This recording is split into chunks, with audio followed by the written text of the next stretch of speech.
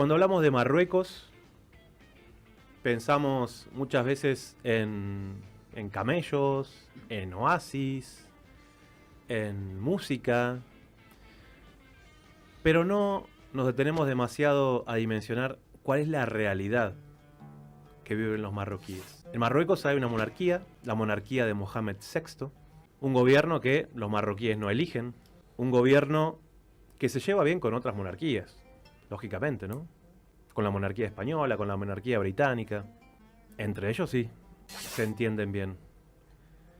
Y que esa cara amable que intentan mostrarnos y que seduce a muchos turistas para ir y deleitarse en esas noches del desierto, con una música de cuerdas como la que estamos escuchando ahora, que nos transporta, ¿no?, casi a esas caravanas, es una cara falsa de Marruecos. Marruecos es otra cosa. Marruecos es un sistema represivo en donde el rey Mohamed VI representa un sistema que encarcela periodistas, un sistema que encarcela líderes políticos y que tiene una especie de diáspora en diferentes lugares del mundo, porque es más fácil expresarse en contra de la monarquía de Mohamed VI desde fuera de Marruecos que estando dentro, porque no se permite ningún tipo de crítica ni de disidencia. Por eso ahora vamos a hacer una comunicación. Está con nosotros Driss Al-Manri. Driss Al-Manri es un disidente político, algunos podrían decir también un activista, que está en la República Argentina y que viene a compartir con nosotros cuál es la realidad del Reino de Marruecos. Driss Al-Manri, te saludamos desde la ciudad de La Plata. Aquí quien te habla, Sebastián Salgado. Estoy en el estudio de Radio Estación Sur con mi compañera María Liconti. ¿Cómo estás? Bien, hola Sebastián, hola María. Un gusto saludarte, te agradecemos muchísimo. Necesitamos tu acercamiento a la realidad de Marruecos para sacarnos de encima, ¿no?, esa cara turística que intentan vendernos todo el tiempo y conocer un poco más la realidad de ese pueblo.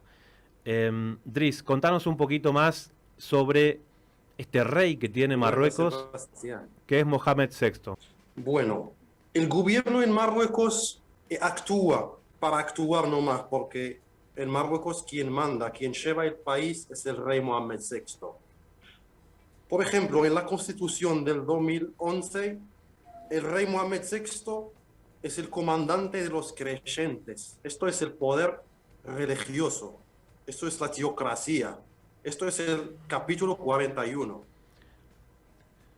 Otra cosa, el rey Mohamed VI es el jefe del Estado. El artículo o el capítulo, perdón, 42. Capítulo 48. El rey Mohamed VI es el jefe del presidente del gobierno. Un gobierno tiene el presidente y tiene a los ministros. El rey Mohamed VI es el jefe del presidente del gobierno. El artículo 53. El rey Mohamed VI es el comandante supremo de las Fuerzas Armadas. El artículo 56.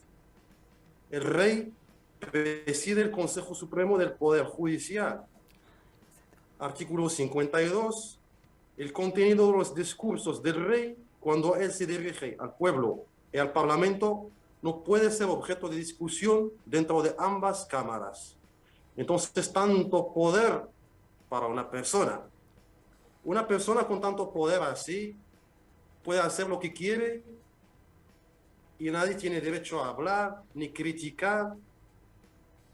Así que Driss, es así la situación. ¿Qué pasaría si esta crítica que vos estás haciendo ahora en nuestro idioma, en español, la dijeras por una radio dentro de Marruecos y en árabe? ¿Qué pasaría con vos?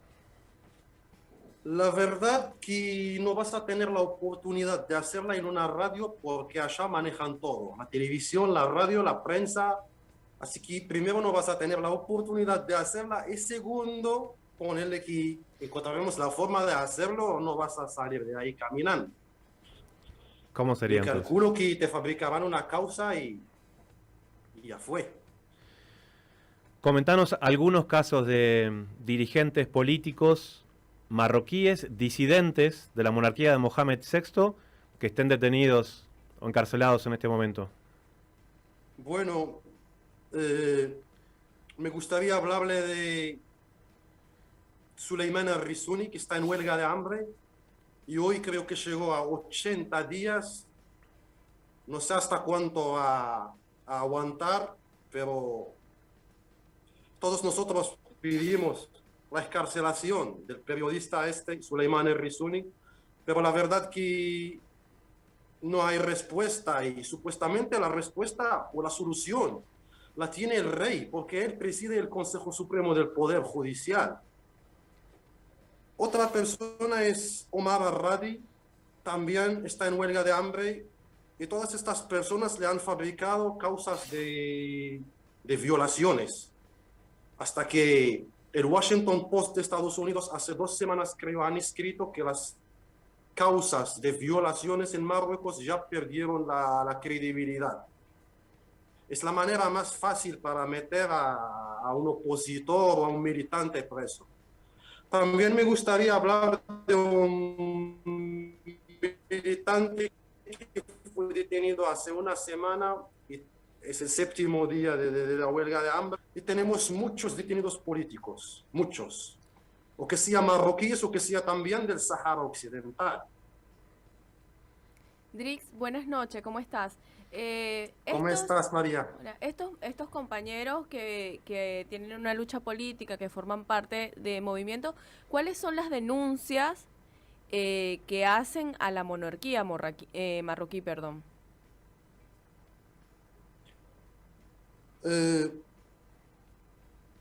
O que sea, criticas el sistema, ni siquiera llegar al rey, pero criticas a la gente que está en su alrededor,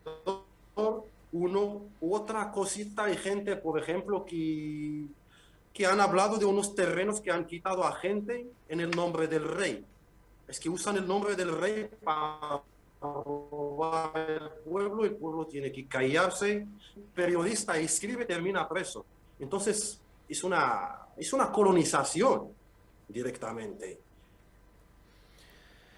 Driss, en este sentido, ¿qué papel juega el acuerdo de acercamiento que ha hecho el gobierno de Mohamed VI con el régimen sionista de Israel? Ahí se nos está congelando. Esto fue un acuerdo con el presidente de Estados Unidos, Donald Trump, para que un país árabe y un país musulmán normalizará con Israel, pero a condición que Estados Unidos, el país más poderoso del planeta, reconocerá la soberanía marroquí sobre el Sahara Occidental, que no es una tierra nuestra. Entonces, desde la disidencia, Driss, ¿ustedes reconocen la soberanía del pueblo saharaui, ¿sí?, en el Sahara Occidental, como vos estás diciendo, como un pueblo con un territorio independiente, contrario a las agresiones constantes que le ha hecho el gobierno de Marruecos al pueblo saharaui, incluso en estos últimos meses con esas agresiones específicas contra la zona del Guerguerat? Sí, justo. Efectivamente, señor Sebastián, toda la disidencia reconoce que el Frente Polisario es el representante legal del pueblo saharaui.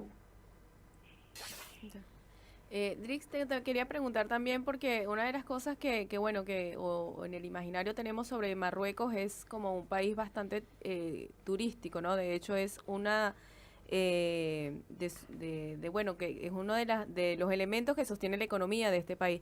Pero realmente nos puedes hacer una descripción breve de cuál es la condición económica e incluso social de Marruecos. El contexto social y económico de Marruecos. Bueno, económico, el país está en una situación terrible. Mucha pobreza. Los pobres cada día se hacen más pobres. Gente marginalizada en las montañas, en los campos. Y en paralelo, la fortuna del rey va creciendo. Creo que hoy en día el rey cuenta con 5.700 millones de dólares, con cuentas en paraísos fiscales, como en Panamá, en Suiza, y el pueblo cada día van empeorando las cosas. Dries, eso que decís me llama mucho la atención. eh, Esas pinceladas de realidad que nos compartís, porque vimos un comunicado de esta misma semana a través del cual la Embajada de Marruecos en la República Argentina hizo una especie de donaciones para algunos barrios carenciados aquí en el conurbano, en la provincia de Buenos Aires, desde donde te estamos hablando, tal vez para mostrar una cara amable, pero también dando a entender de que en Marruecos no tienen necesidades, sí pueden ayudar por lo menos por única vez o para sacarse alguna foto en algún barrio aquí carenciado de nuestra provincia. ¿Qué lectura haces de eso?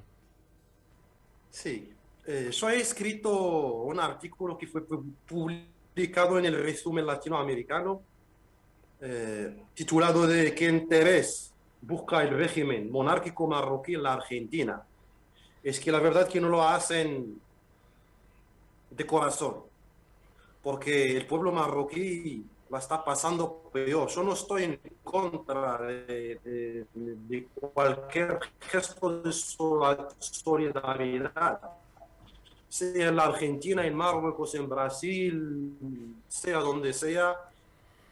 La solidaridad es una cosa muy buena, pero si cuenta con más gente pasando necesidad, hambre, frío, pobreza extrema, ayuda a un país que es un poco mejor. Eso llama mucho la atención y ahí viene la pregunta de qué quieren realmente tras esta jugada. Todo el mundo sabe que Marruecos corrompe países para cambiar la oposición sobre el tema del Sáhara Occidental. Acá hablaré de la República del Paraguay, en donde Marruecos fue a renovar 3 hospitales y poco tiempo después la República del Paraguay cruzó al lado de Marruecos mientras siempre estuvieron en el lado del Sáhara Occidental. Claro. Entonces, yo no estoy acusando que quieren hacer lo mismo en la Argentina, pero no se puede saber. Pasó otra cosa en Chile, que fueron a corromper el Parlamento de Chile y hubo el diputado Sergio Aguiló que acusó el Parlamento de Chile de recibir sobornos del régimen marroquí para cambiar la posición de Chile en el tema del Sáhara Occidental. Dries, te agradecemos muchísimo este panorama que nos has dado, de qué manera intentan, ¿sí?, traer una cara diferente hacia América Latina, de qué manera buscan apoyo en los gobiernos de esta región para continuar con la opresión contra el pueblo saharaui, y te agradecemos también la valentía que tenés en hacer estas denuncias, porque sabemos que en este momento en Rabat y en otras ciudades hay colegas nuestros encarcelados, hay dirigentes políticos que no tienen la posibilidad de hablar, y entonces este mensaje realmente nos parece muy valiente. Gracias, Sebastián. Bueno, era la voz entonces de Dries Al-Manri, es un dirigente político y disidente marroquí que está en la República Argentina, trayéndonos, María, un panorama muy diferente, ¿no?, a esa visión turística que muchas veces nos llega de Marruecos.